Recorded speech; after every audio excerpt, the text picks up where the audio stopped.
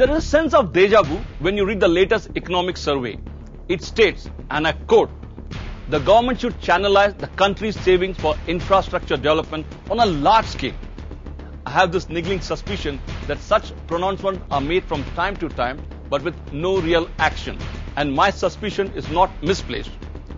We are nowhere near the targeted spending of 9% of our GDP in the infrastructure arena. There is a huge gap between the 11th plan's stated intention and actual implementation. Look around and you know why. Be it the road sector or the power sector or airports, nothing gets completed on time. And you wonder how small countries like Vietnam or Malaysia or Singapore are way ahead of India as far as infrastructure spending or development is concerned. So what should India do? Well, this is the focus of a new series called Infrastructure, Powering the New Indian Century. IDBI Bank and CNBC TV 18 present Infrastructure, Powering the New Indian Century. So over the next 8 weeks, this new series will take a close look at key sectors like road, power, ports, telecom, airports, urban planning, and spell out solutions that are doable. Partnering CNBC TV 18 in this interesting journey is IDBI Bank, who are pioneers in infrastructure financing. One could easily say that their DNA is infrastructure financing. Before we get into the nitty-gritty of this week's story, BK Batra from IDBI Bank has something interesting to say. We were the first to, assist a private sector power project. We were the first to assist a road project. We were the first to assist a telecom project. We were the first to assist a water project. We were the first to assist a seaport project. First to assist an airport project. And therefore, and we have consistently, been giving our assistance, placing ourselves at the disposal of the government and government bodies for giving them inputs from the field so that they could fine-tune the policies that they are framing for these sectors. Now moving on to the story of this week, it is on infrastructure financing.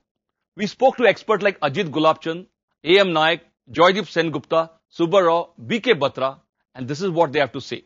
Take a look. India is the second fastest growing economy in the world after China, with a GDP growth rate of 7.2%. This number is quite commendable given the fact that even developed countries like the United States, the United Kingdom and Japan have been witnessing a long period of degrowth in the aftermath of subprime crises and recession. Going by the current growth rate, the government has upped its GDP growth rate target to 8% for FY 2011 and 9% for FY 2012. Even though there is a general sense of optimism all around, there is also a sense of fear among the business fraternity that the country's inadequate infrastructure could play spoilsport and derail India's growth story. Here's why. The 11th plan target of adding 78,000 megawatts of electricity has gone totally haywire. Even after 10 years, the much publicized Golden Quadrilateral Road project is incomplete. Of the 49 airports planned for development under public-private partnership, only 4 have been completed. They are Bangalore, Hyderabad, Mumbai and Delhi. Congestion at Indian ports is an age-old problem due to lack of modernization. In the telecom sector, the government continues to drag its feet over 3G licensing and mobile number portability. All these points indicate that the government is sending a wrong signal to both domestic and international investors. There are 3 or 4 things which investors worry about when they think about Indian infrastructure. Certainly the most important one is around risk. And it's a risk of the project itself. People worry about the viability of the project. People worry about the arbitration process that exists. People worry about, some of the noise that they hear around the land acquisition process and so on. So the whole process of infrastructure investment leaves many of these players who have large amounts of funds but are traditionally been much more comfortable with greater degrees of certainty, a bit wary about investing in greenfield. They'd be much more comfortable investing in, let's say, brownfield projects, existing projects which require more funding, where there is higher degree of certainty around cash flow. Clearly, the challenge before the government is to create a conducive environment so that the infrastructure sector, which is a proxy to the Indian economy, attracts big-time investments from both the domestic and international players. Infrastructure, has to be the backbone for industrial growth or agriculture growth or any service sector, because it really encompasses all components of economic growth. So obviously the most important part, as you can see, even United States and others which has put stimulus packages have all for infrastructure. And India needs to spend more than 100 billion per year, 9 to 10% of the GDP, and which has a multiplying effect downstream and further downstream. Because without infrastructure there is no industrial growth, there is no service sector growth, and there is no agriculture growth to a level of desired 7, 8, 9, 10%. And the government of the day has clearly understood that.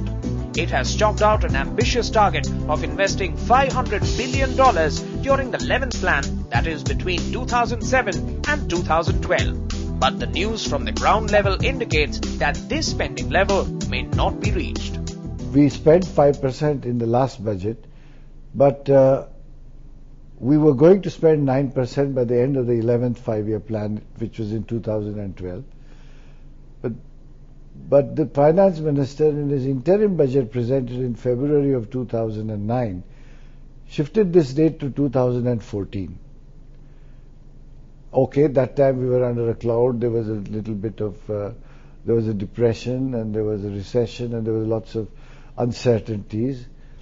However, I thought that they would in July be able to restore that, but they did not do that. So I would like to urge the finance minister to restore the date of 2012 for going to 9% of GDP to be spent on infrastructure, and that's just 2 years from now, so go to 7% in the current fiscal year.